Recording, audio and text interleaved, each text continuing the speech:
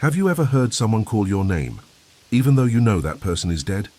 In 2023, a young prison guard named Dean Miller swore he heard his name whispered in the darkness of cell 9, 3 days after the prisoner who occupied it was declared dead.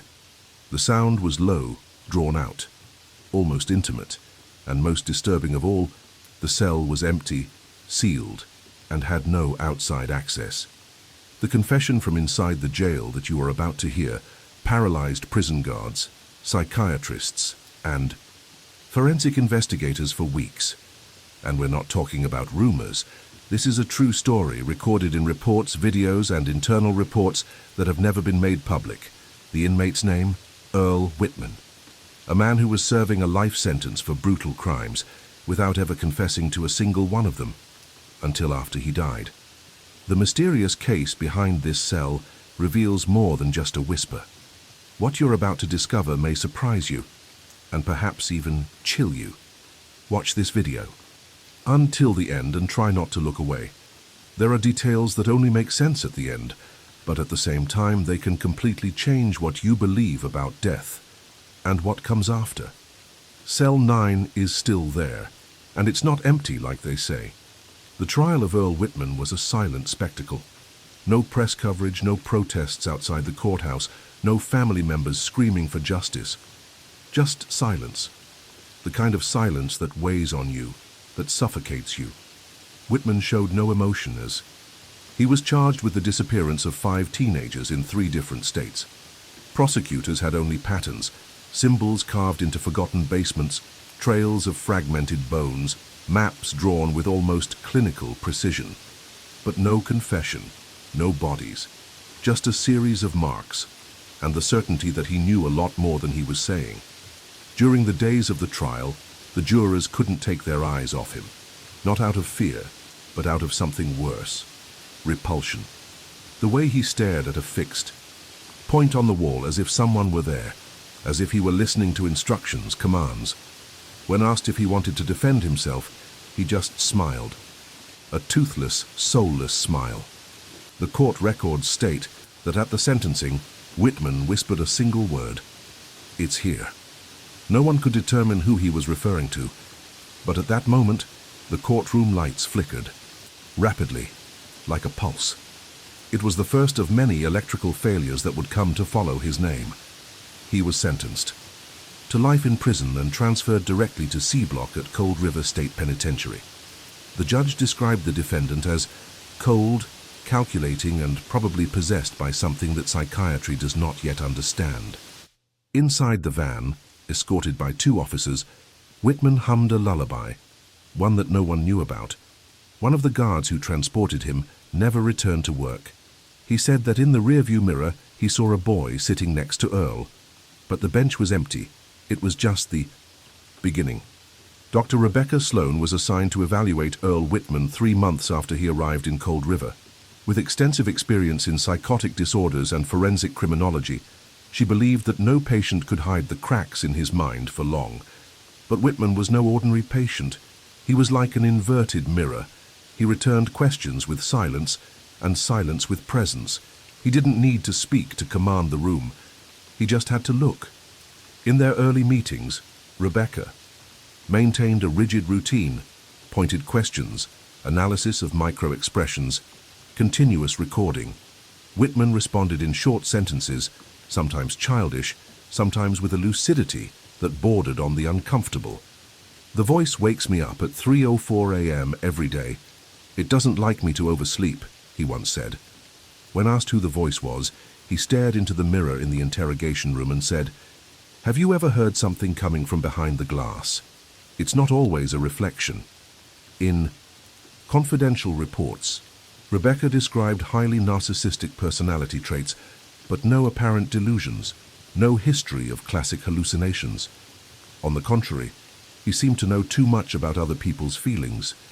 During one session, before Rebecca had even said a word, Whitman said, "You're sad today. The gentleman in apartment 3C is dead, but you already knew he was dying, didn't you?" The psychiatrist had not told anyone about the neighbor. No data had been recorded in her files. At the 10th session, Whitman handed her a drawing made with charcoal and dried blood. It was a floor plan of a basement, with 7 steps, a double iron door, and drag marks on the floor. 2 weeks later, during an excavation in another town, an identical site was discovered, with still decomposing children's bones. Rebecca did not return for the next session. She requested an indefinite leave of absence, but she left a final note in her report. He is not alone, and he never was. In September 2022, an unsent letter arrived at the maximum security wing where Earl Whitman was serving his sentence. The envelope, yellowish in color, appeared to have been wet and dried several times. The seal was torn, but the contents were never revealed. The jailer who delivered the note, a deputy officer named Curtis Bell, reported that Whitman held the envelope unopened for nearly 10 minutes, in silence. Then he pressed it against his chest, as if he had found something lost. That same night, Whitman spent hours sitting motionless, staring at the ceiling of his cell. 3 days later, Isaac Ford, the grandson of one of the original investigators in the Whitman case, disappeared after leaving a college campus in Colorado. The security camera captured just 11 seconds of the abduction. A dark vehicle with no license plates, a figure wearing a faded cloth over his face, and something terrifying. Isaac stopped running before he was even caught, as if he recognized his attacker. Police suspected a connection to his grandfather's past, but found no evidence. Curtis Bell, the officer who delivered the letter, resigned days later. He claimed to have breathing problems, but in his informal report, he said he heard someone say his name several times as he walked past empty C-cell.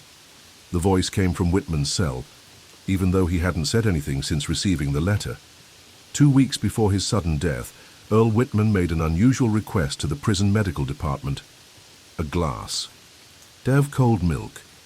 It was the first time in nearly 3 decades of incarceration that he had asked for something outside his usual diet. The nurse on duty found it strange, but he complied. After drinking the milk, Whitman sat in the corner of his cell and remained there, without moving, without sleeping, without eating. His heart beat regularly, but his eyes were always open, fixed on a point above the steel door, as if something were about to enter. Prison doctors declared a state of partial neurological collapse. But what caught his attention in the exams was the intense activity in the auditory areas of the brain, as if he were hearing constant voices, even in complete silence. The heart monitor registered a strange pattern: peaks at exactly 3:04 a.m., the same time he mentioned in his sessions with Dr. On the night of his death, the lights in cell block C flickered 3 times and then went out for 19 seconds. When they came back on, Whitman was lying there, eyes closed, with no vital signs. The cell had been locked the entire time. No sign of a struggle, no response to CPR. But what shocked the officers was the security camera footage. At 3:04 a.m., during the blackout, a shadowy figure appeared next to the bed, and then vanished.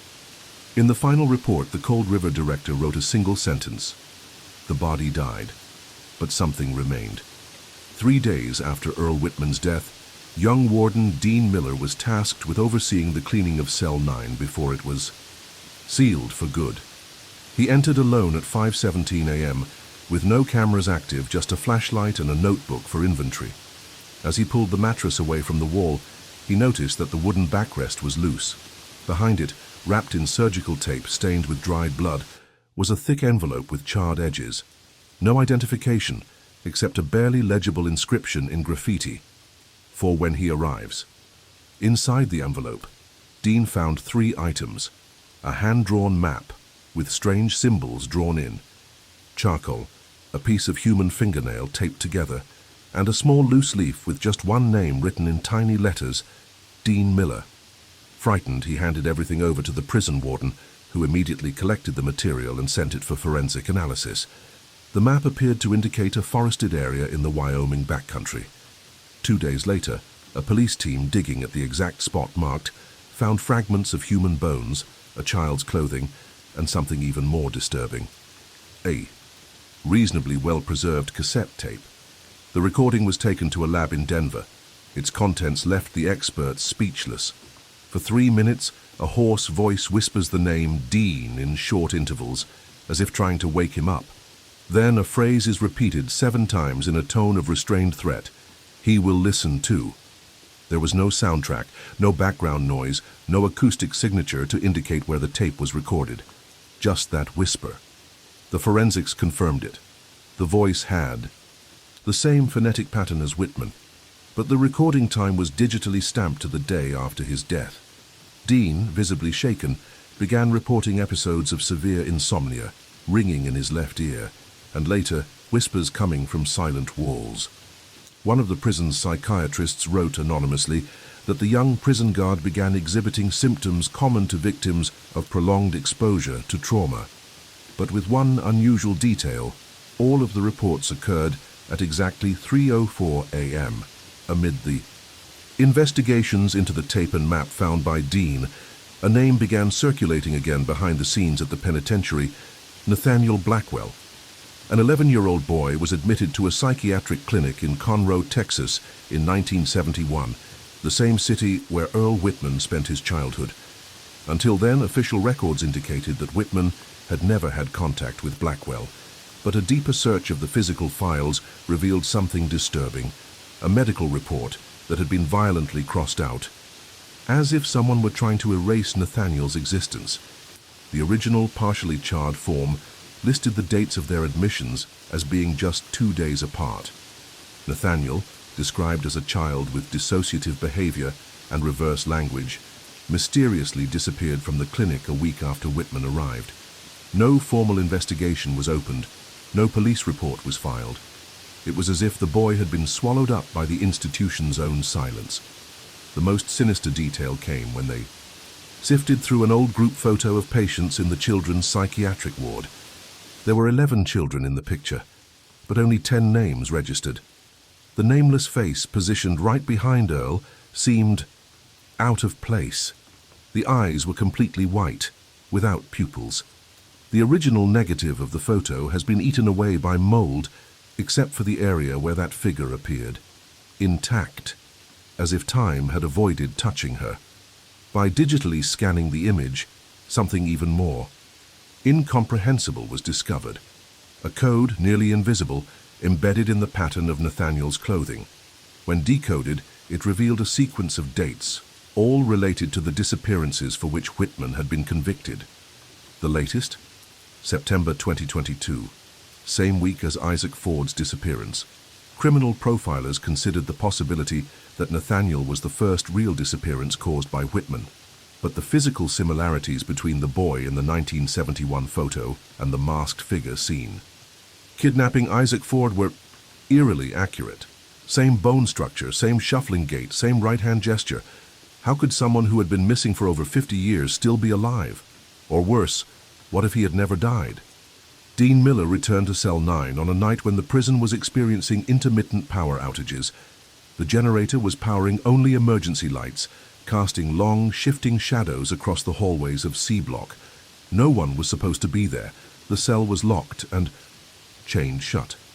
But according to internal records, someone accessed the manual locking system at 2:58 a.m. The fingerprint on the record: Dean's. As he entered, he seemed driven by something he couldn't name, a force somewhere between fear and compulsion. The metallic smell in the air was stronger than before, and the cell felt colder than the sensors had indicated. Dean turned on his flashlight and instinctively knelt down next to the wall where he'd found the envelope. When he pushed aside the sewer pipe, he noticed something new: 7 vertical marks scratched into the wall with surgical precision. The 8th was open, unfinished. He ran his finger over the loose line and immediately heard a sharp pop in his left ear, as if someone had blown violently against his eardrum. He fell backward, hitting his head on the floor. When he came to, he didn't know how much time had passed. The cameras show that he was in the cell for 41 minutes. For Dean, it was only 2. After the episode, Dean began writing compulsively, disjointed words, numbers, names he'd never heard before. As the days passed, his behavior became more erratic. He would switch between the words I and he frequently, as if his identity were dissolving. One of the prison psychiatrist's reports said that during a session he had tried to peel off some of the skin on his own hand. When questioned, he would simply say he needed the signature. A week later, he was found in the prison cafeteria, completely naked, with his eyes rolled back and repeating in a whisper, "I am cold, I am cold, I am cold." Cell 9 was finally sealed with reinforced concrete the next day, but that night, on watch, 4 officers reported hearing knocking, coming from inside the wall, and a voice, a thin, childlike voice, asking, "Have you finished the 8th line yet?" Dr. Rebecca Sloane's reappearance was unexpected and shrouded in mystery. After her sudden departure years earlier, many believed she had abandoned psychiatry altogether. But her name resurfaced under inexplicable circumstances. Dean Miller, in a psychotic episode during a recorded session, repeated her name 5 times in a slurred, trance-like voice. The strangest thing was that Sloane had never been mentioned in his medical records, nor by the current prison staff. Locating Rebecca required an intensive search. She had secluded herself in the Ozark Mountains, living in a cabin with no electricity, using only candles and fireplaces. When agents finally found her, she agreed to talk. On one condition, no recordings, just paper and pen. In her first sentence, she revealed something that froze investigators. "The face that appears in my dreams is the same one I saw in Whitman, but it was not his." She described a young-looking man with pale skin and sunken eyes who watched her from behind mirrors or in the shadows of half-open doors. Rebecca said these dreams began 2 years before she met Whitman, and that the face only became clear when she woke up. The shock came when one of the officers showed her the old group photo from the Conroe Psychiatric Clinic with the unknown boy in the background. She blanched. That's him. That's exactly him. Rebecca had never seen the image before. It had been discovered after her removal. The resemblance between the boy in the picture and the figure in her dreams was uncanny. Same blank stare, same oppressive silence. Rebecca then revealed what she called the final moment with Whitman. In the last session, he said nothing, just drew. A cracked mirror, inside it the image of a cell, and behind the cell, his own face, as if trapped in the reflection. He told me without words that this was not the end, and that there was someone older than him, someone who had watched him since he was a boy, the same one who is watching me now. Before ending the conversation, Rebecca left a note with 7 words. He was just the vessel, never the end. Internal records at Cold River Penitentiary indicate that during new moons, unexplained incidents in Cell Block C, where Cell 9 was located, intensified. Guards reported dizziness, muffled voices on the radio, and repeated failures in the locking systems, but one detail went unnoticed for years: an antique 8-inch mirror wrapped in black tape and hidden behind Whitman's toilet. It was only discovered during a structural inspection after the cell was sealed.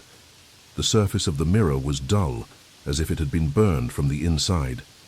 When officers tried to clean it, the glass appeared to fog up even more. A forensic expert tried to photograph him, but in every image a silhouette appeared in the background, a crouched figure with its face hidden between its knees. The reflection only appeared in photos, never to the naked eye. That same week, a veteran guard named Ellis Harmon defied protocol and decided to spend the night in Cell 9, driven by a mixture of skepticism and obsession. At 2:44 a.m., security cameras showed him sitting in front of the mirror. 33 minutes later, the feed cut out, and what was recovered as a backup revealed a sequence of blurry images, as if the lens had been scratched from the inside. By morning, Ellis was gone. There were no signs of escape, fight, or invasion, but a trail of dried blood led to the ventilation grate, where 3 words were found scratched into the metal with fingernails. "Show me the whole thing." The mirror was collected and sealed in a lead box. The storage report states that the object emits a barely perceptible hum between 3:03 and 3:05 in the morning, the same interval that marked the Whitman and Dean Miller episodes. Since then, Cell 9 has remained sealed. But security guards on the night shift say, off the record, that they sometimes hear a sound coming from inside, as if someone were humming a song and scratching something, slowly. as if still searching for their reflection. Dean Miller was transferred to the federal psychiatric ward after a severe episode of self-mutilation in which he tried to sew his lips shut with dental floss, claiming that the voice only comes out when the mouth is open. Before being fully committed, he agreed to record one last voluntary session under medical supervision and with increased surveillance. The recording was scheduled for 3 a.m., the exact time of the strangest events linked to Cell 9, at his own request. In the recording, Dean appears pale, his eyes sunken, unblinking. For almost 2 minutes he just breathes. Then, in a voice that seems not to come from him, he begins to speak slowly. He is not a man. He never was. He was in the mirror before me. He was in the voice before Whitman. He was in the dark before any cell. The psychiatrist asks who he is referring to. Dean slowly raises his head as if hearing something coming from above and says, "I heard him call my name after he was dead." The phrase is said with such conviction that the doctor hesitates to continue. But before you can ask the next question, the camera wavers, the audio crackles, and for exactly 8 seconds, Dean's voice is overlaid by another, whispered, as if it were glued to the microphone. Experts who later analyzed the tape identified a clear message, repeated 7 times, "Come back, there's still one left." That voice didn't belong to Dean or Whitman. The vocal pattern didn't match any inmate, guard, or staff member at the institution. It was a child's voice, but it was loaded with an inexplicable weight, as if it were old, tired, and patient. After the session, Dean went into a catatonic state. He doesn't speak, doesn't react, doesn't blink. His heartbeat remains normal, but he doesn't sleep, doesn't wake up. He only whispers in 33-second cycles, without even moving his lips, as if repeating an inaudible liturgy. On the wall of his medical cell, traced with fresh scratches, a phrase repeats itself: "He's still in the mirror." The warden of the penitentiary authorized, under strict confidentiality, the exhumation of Earl Whitman's body in November 2023. The decision was made after the discovery of fresh human DNA in the ducts of Cell 9, traces that did not match any known staff member or inmate. The intent was simple: to confirm that Whitman was in fact where he was said to be. The coffin was opened under military escort, with 2 coroners present and 3 cameras recording the procedure. What did they find? Nothing. The coffin was empty. No sign of decomposition. No tissue, no bones. Just a thin layer of dark dust, and on the inner lining a small handprint, much smaller than an adult's, as if a child had touched the fabric from the inside. The scandal was hushed up. The exhumation files disappeared from the digital records. 2 of the coroners involved requested immediate retirement and left the country. A 3rd disappeared the following week. In prison, the protocols of Block C were reinforced. Reinforced concrete sealed the cell. Recording equipment was banned. But none of this prevented the sounds from returning. In handwritten reports obtained months later, night guards reported the same pattern. Between 3:03 and 3:05 a.m., they heard a dull hammering sound coming from the floor, not from the cell, from the floor below, as if someone or something was trying to get out of an even deeper compartment. One wrote, "It's not that he ran away. He was never in the coffin. He just changed places." One day, a woman appeared at the prison gates, dressed in hospital gowns. He said he saw Whitman standing outside the cell during a vivid dream, even though he had never been there. She described in precise detail symbols carved into the inside of the wall, symbols that had only been seen by forensic experts. The security team dismissed her as delirium, but the next morning, a new inscription appeared on the outside of the concrete sealing the cell. Scratched deep into the wall, it contained 3 words in shaky letters: "I'm coming back." In March 2024, after a fire broke out in the administrative wing of Cold River Penitentiary, part of Cell Block C had to be reactivated on an emergency basis. Cell 9, which had been sealed for months, was reopened for logistical reasons only. The order was simple: install humidity sensors and reseal it within 24 hours. The officer assigned to the task was new to the system. His name, Logan Farris. Young, skeptical, with no history of trouble, and completely unaware of the Whitman files. In the entry report, Logan recorded only one sentence before entering. No mystery, just concrete and dust. 15 minutes later, he reappeared pale, trembling, with blood under his fingernails, and an expression of someone who had seen something impossible to describe. He was immediately hospitalized, but the strangest thing came when they analyzed the images from inside the cell. The camera showed Logan standing still, silent, staring at the wall in the background. When they digitally zoomed in, they noticed something new. Engraved on the wall, still damp with almost surgical precision, his name. There was no way that could have been written before. Logan had never been in that cell. The experts found no tools with him, and even after being medicated, he only repeated one phrase, always in the same tone. "I didn't go in, he opened it from the inside." Since then, no officer has offered to re-enter. The lights in the corridor of Block C remain on 24 hours a day, but they continue to fail. At the same time each day. Some even report seeing for a few seconds a figure crouched in the corner of the cell. Others hear scratching. And everyone agrees on one thing. That cell is not empty. Never was. If you've made it this far, you've probably already felt the weight of this true story. The connections, the names, the sounds that repeat themselves night after night. What if all this is just the visible part of something much deeper? Something that didn't start with Whitman. And certainly didn't end with him. If this video gave you goosebumps, subscribe to the channel now. Leave your like and comment below. I heard the call too. Your interaction helps keep this investigation alive. And in the next video, which is already playing on your screen, we will reveal a case sealed by the FBI, where a tape recorded in 1978 can only be heard when there is no one else around. Click now. The call may not wait.